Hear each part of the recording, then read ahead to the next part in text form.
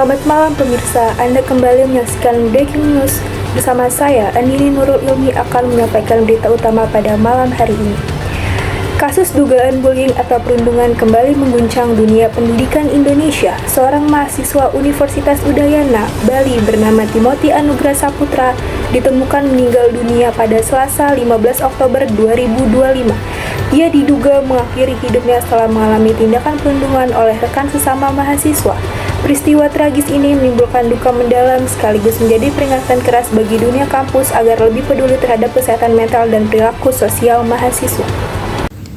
Timothy, mahasiswa program studi sosiologi semester 7, ditemukan meninggal setelah terjatuh dari salah satu gedung kampus Universitas Udayana. Dugaan adanya bullying muncul setelah beredar percakapan di media sosial yang menunjukkan komentar dan candaan tidak empati terhadap korban, bahkan setelah ia meninggal dunia. Percakapan tersebut diduga berasal dari sejumlah mahasiswa yang dikenal aktif dalam organisasi kampus. Hal ini menimbulkan kecaman luas, baik dari masyarakat maupun kalangan akademisi, yang menilai bahwa perundungan telah menjadi masalah serius di lingkungan pendidikan tinggi. Menanggapi kejadian ini, pihak Universitas Udayana segera membentuk Satuan Tugas Pencegahan dan Penanganan Kekerasan Seksual serta Perundungan untuk melakukan penyelidikan internal. Satgas tersebut bertugas mengumpulkan keterangan dari para saksi dan memanggil mahasiswa yang diduga terlibat dalam tindakan perundungan. Menurut pihak rektorat, mahasiswa yang terbukti melakukan bullying akan dikenai sanksi tegas, mulai dari pengurangan nilai soft skill, pemberhentian dari jabatan organisasi, hingga dropout atau dikeluarkan dari kampus. Sejumlah mahasiswa yang diduga terlibat bahkan sudah dipanggil untuk menjalani pemeriksaan dan proses pembinaan. Selain itu, pihak kampus juga memastikan akan memberikan pendampingan psikologis bagi mahasiswa lain yang terdampak, serta dukungan penuh kepada keluarga korban. Kasus ini tidak hanya menjadi perhatian Sivitas Akademika, tetapi juga menyita perhatian Menteri Pendidikan Tinggi yang meminta agar pihak kampus menangani kasus ini secara transparan dan juga adil. Menteri juga menegaskan pentingnya setiap perguruan tinggi memiliki sistem pencegahan dan penanganan kasus kekerasan serta perundungan secara berkelanjutan. Sementara itu, masyarakat dan warganet menyerukan agar pelaku bullying mendapatkan hukuman setimpal, sekaligus berharap tragedi serupa tidak terulang di dunia pendidikan Indonesia.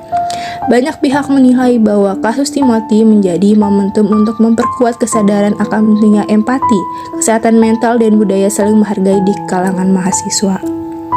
Pemirsa, tragedi yang menimpa Timothy Anugrah Saputra menjadi pengingat bahwa bullying bukanlah hal sepele. Tindakan mengejek, merendahkan, dan mempermalukan orang lain dapat meninggalkan luka yang mendalam, bahkan berujung pada kehilangan nyawa. Sudah saatnya seluruh elemen kampus, mahasiswa, dosen, dan masyarakat bersatu menciptakan lingkungan belajar yang aman, saling menghormati, dan juga berempati. Mari kita jadikan kisah Timothy sebagai pelajaran untuk berhenti menormalisasikan bullying dalam bentuk apa. Sementara itu, dari dunia pendidikan tingkat sekolah menengah muncul kasus lain yang tak kalah menyita perhatian publik. Sebuah insiden terjadi di SMA N1 Cimarga, Kabupaten Lebak, Banten, di mana kepala sekolah, yaitu Dini Fitria, dilaporkan ke polisi setelah menampar seorang murid yang kedapatan merokok di area sekolah.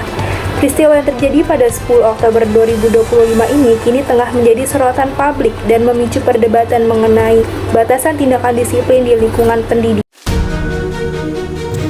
Peristiwa bermula ketika kepala sekolah menegur seorang siswa kelas 12 berinisial ILP yang tertangkap sedang merokok di kantin belakang sekolah. Diduga karena emosi dan merasa kesal, kepala sekolah kemudian menampar siswa tersebut setelah memberikan teguran. Insiden ini langsung menyebar luas dan menimbulkan reaksi beragam, baik di kalangan siswa maupun masyarakat. Sebagai bentuk solidaritas terhadap temannya, ratusan siswa melakukan mogok belajar, menuntut agar kasus tersebut segera diselesaikan secara adil. Sementara itu, orang tua dari siswa yang ditampar melapor ke pihak kepolisian, menilai tindakan kepala sekolah tidak pantas dilakukan di lingkungan pendidikan.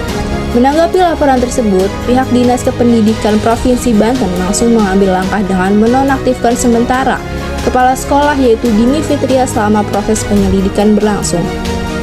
Badan Kepegawaian Daerah atau BKD juga tengah melakukan pemeriksaan internal untuk menentukan sanksi disiplin yang sesuai terhadap kepala sekolah. Dalam pernyataannya, Dinas Pendidikan menegaskan bahwa tindakan fisik terhadap siswa tidak dibenarkan dalam bentuk apapun, meskipun dilakukan dengan tujuan mendisiplinkan. Namun beberapa pihak menilai laporan ke polisi mungkin terlalu berlebihan dan semestinya dapat diselesaikan secara kekeluargaan dengan mencari akar permasalahannya terlebih dahulu. Kasus ini kemudian menjadi bahan perbincangan nasional karena dianggap mencerminkan dilema antara kedisiplinan dan kekerasan di sekolah. Beberapa pakar pendidikan menilai bahwa guru dan kepala sekolah tetap perlu tegas tetapi tidak boleh melakukan kontak fisik terhadap murid.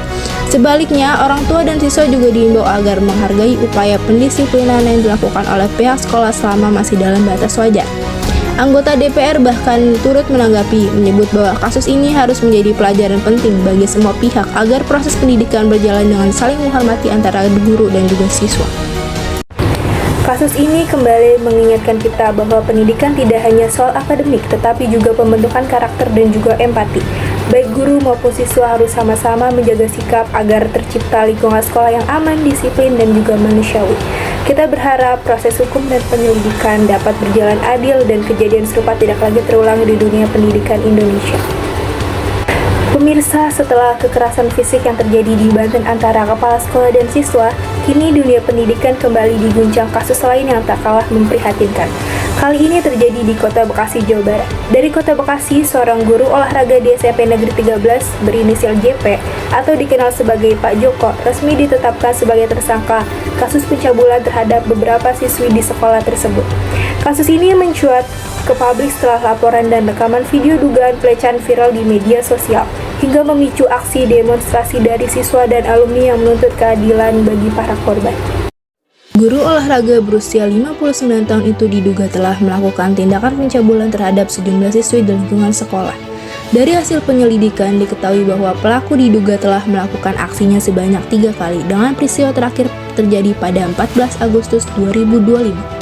Aksi tersebut membuat salah satu korban mengalami trauma dan juga syok berat, hingga akhirnya kasus ini terungkap setelah laporan siswa menyebar luas di media sosial. Atas laporan itu, ratusan siswa dan alumni SMP Negeri 13 Bekasi melakukan aksi demo di depan sekolah, menuntut agar pelaku segera dipecat dan diproses secara hukum. Polisi pun bergerak cepat dan menetapkan JP sebagai tersangka dengan ancaman hukuman hingga 15 tahun penjara sesuai pasal 82 Undang-Undang Nomor 17 Tahun 2016 tentang tindak pidana pencabulan terhadap anak di bawah umur. Pihak sekolah telah menonaktifkan JP dari jabatannya sebagai wali kelas sekaligus pembina OSIS dan menyerahkan seluruh proses hukum kepada Dinas Pendidikan Kota Bekasi.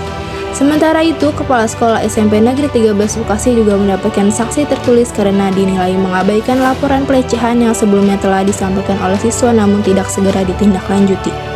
Kasus ini pun mendapat perhatian serius dari berbagai pihak, termasuk Wali Kota Bekasi yang bahkan meneteskan air mata saat menyampaikan pernyataan resminya.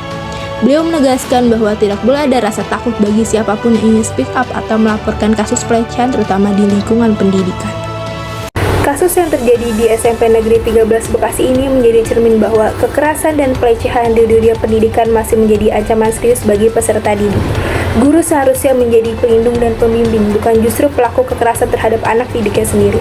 Semoga penegakan hukum jalan adil dan dunia peringatan keras bagi semua pihak untuk lebih menjaga integritas dalam dunia pendidikan. Pemirsa, kita tinggalkan sejenak kasus dunia pendidikan. Kali ini dari Jawa Barat muncul kabar mengejutkan yang mengguncang hati masyarakat. Sebuah kasus pembunuhan satu keluarga di Indramayu menjadi perhatian nasional karena dilakukan secara kejam dan terencana. Kasus tragis ini terjadi pada bulan Agustus 2025 di Kabupaten Indramayu, Jawa Barat. 5 anggota keluarga ditemukan tewas dan terkubur di halaman rumah mereka sendiri. Korban terdiri dari pasangan suami istri, 2 anak kecil, dan seorang lansia yang merupakan mertua korban. Polisi telah menetapkan 2 tersangka berinisial R dan P yang kini mendekam di tahanan. Berdasarkan hasil penyelidikan, motif pembunuhan ini bermula dari dendam pribadi akibat perselisihan antara sewa mobil antara pelaku dan juga korban. Pelaku R merasa dirugikan karena uang sewa mobil yang telah dibayarkan tidak dikembalikan. Bersama rekannya P, pelaku kemudian merencanakan pembunuhan dengan kejam, menggunakan pipa besi untuk memukul korban dewasa dan bahkan menenggelamkan bayi berusia 8 bulan di bak mandi. Setelah melakukan aksinya, kedua pelaku mengubur kelima korban dalam satu lubang sedalam 2 meter di halaman belakang rumah dan sempat membawa kabur sejumlah barang berharga.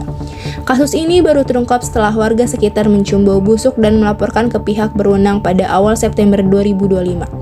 Polisi kemudian melakukan penyelidikan dan menangkap kedua pelaku pada tanggal 8 September 2025. Dari hasil penyelidikan lebih lanjut, polisi menyimpulkan bahwa pembunuhan ini dilakukan secara berencana sehingga kedua pelaku terancam hukuman mati atau penjara seumur hidup sesuai dengan pasal pembunuhan berencana dalam Kitab Undang-Undang Hukum Pidana. Kasus ini meninggalkan duka mendalam bagi warga sekitar dan memicu keprihatinan di seluruh Indonesia. Banyak pihak menilai tragedi ini menjadi cermin gelap tentang bagaimana emosi dan dendam pribadi bisa berujung pada kekerasan yang tidak manusiawi. Aparat kepolisian mengimbau masyarakat untuk menyelesaikan setiap perselisihan dengan cara damai dan menyerahkan proses hukum kepada pihak berwenang. Semoga keluarga korban mendapatkan keadilan yang layak dan kasus ini menjadi pelajaran penting agar kejadian serupa tidak terulang di masa mendatang. Dari kasus yang telah kami sampaikan, mulai dari perundungan di Universitas Udayana, kekerasan di sekolah, hingga kasus pencabulan dan pembunuhan, semua menjadi pengingat penting agar kita lebih peduli, berempati, dan menjauhi kekerasan dalam bentuk apapun. Mari bersama menciptakan lingkungan yang aman dan saling menghargai. Demikian breaking news pada malam hari ini. Saya Dini Nurul Ilmi beserta kru bertugas pamit undur diri. Terima kasih atas perhatian Anda, selamat malam dan sampai jumpa.